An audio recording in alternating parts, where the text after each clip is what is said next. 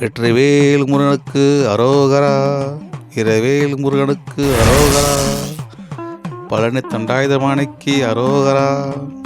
இது முகவை மதி வலைவழி பக்கம்.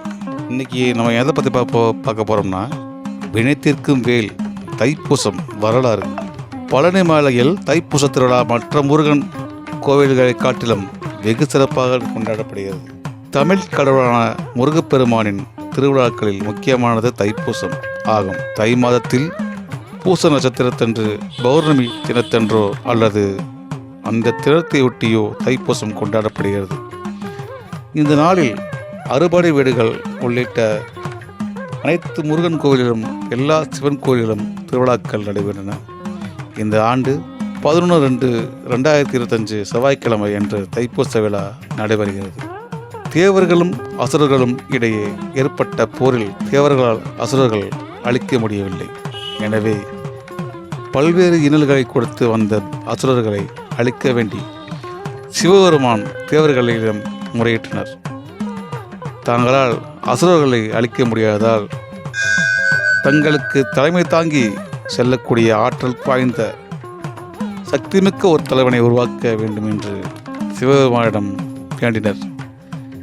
எம்பெருமான் தேவர்களின் முறையீட்டை ஏற்று தனிப்பட்ட சக்தியால் உருவான அவதாரமே கந்தன்.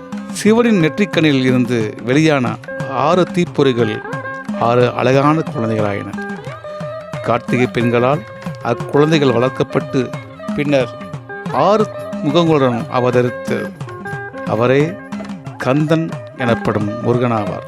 சிவபெருமான் தேவியான அன்னை பார்வதி தேவி ஆண்டிக்கோலத்தில் பழனிமலை வீட்டிற்கும் முருகப்பெருமானுக்கு ஞானவேல் வழங்கியது தைப்பூச நாளில்தான் என புராண கதைகள் கூறுகின்றன.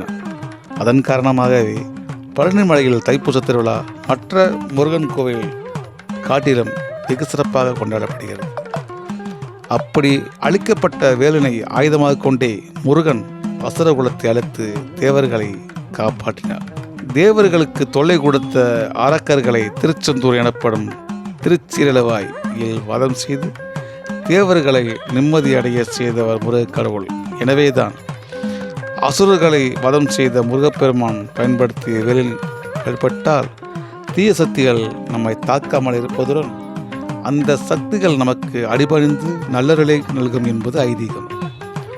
தைப்பூசத்தை முன்னிட்டு முருக பக்தர்கள் மார்கழி மாத ஆரம்பத்தில் துளசி மாலை அணிந்து விரதத்தை தொடங்குகின்றனர். சஷ்டி கவசம், சண்முக கவசம், திருப்புகள் போன்ற பாடல்களை அன்றாடம் பாராயணம் செய்து தைப்பூசத்தன்று பழனி முருகன் கோவிலில் சிறப்பு வழிபாடு செய்து விரதத்தை முடிப்பார்கள். முருகப்பெருமான் அருளை அடைவதற்கு தைப்பூசம் உகந்த நாள்.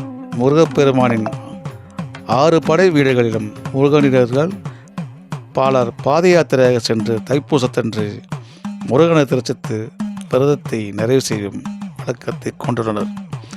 பக்தர்கள் தங்களின் வேண்டுதலை நிறைவேறுடன் தைப்பூசத்தன்று முருகனுக்கு காவடி நேர்த்திக்கடன் செலுத்துவதும் வழக்கமாக கொண்டுள்ளது.